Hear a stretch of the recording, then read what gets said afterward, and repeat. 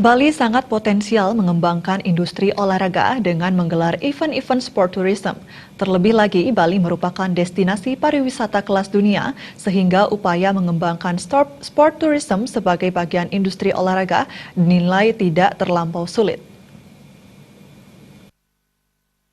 Pengurus KONI Bali bidang hubungan luar negeri dan sport tourism Dewa Putu Susila mengatakan, di negara-negara maju seperti Amerika Serikat dan negara-negara Eropa, sport industri merupakan bisnis bernilai triliunan dolar. Di Indonesia khususnya Bali, industri olahraga juga sangat prospektif dan memiliki masa depan cerah selain industri kreatif dan industri digital. Dewa Putu Susila juga mendorong pemerintah memetakan dan menghitung, serta meneliti sejauh mana potensi pasar dan nilai bisnis industri olahraga di Bali, baik meliputi sport tourism, e-sport, industri produk pendukung misalnya, seragam olahraga, dan perlengkapan olahraga maupun jasa keolahragaan lainnya. Menurutnya, pelaksanaan industri olahraga yang dilakukan pemerintah daerah ataupun pelaku usaha harus pula memperhatikan tujuan keolahragaan nasional dan prinsip penyelenggaraan olahraga, serta mengacu pada potensi masing-masing daerah dan cabang olahraga untuk menghasilkan nilai bisnis yang optimal dan menggerakkan ekonomi daerah.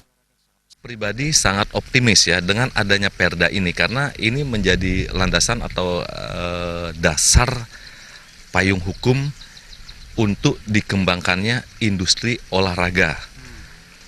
Karena dengan adanya Perda ini kita sudah bisa mulai menyatukan seluruh stakeholder yang terkait. Dalam hal ini adalah elemen-elemen yang memang sudah ada ya, seperti Dinas Pariwisata, kemudian organisasi-organisasi olahraga, dan juga instansi-instansi yang terkait selama ini. Dewa Susila meyakini dengan kolaborasi bersama industri kreatif dan industri digital, serta kreativitas generasi muda termasuk pelaku usaha, startup teknologi, industri olahraga diprediksi mampu menampilkan konten, produk, jasa yang beragam, dan mempunyai keunikan serta keunggulan bersaing dengan daerah lain. Suparyana dan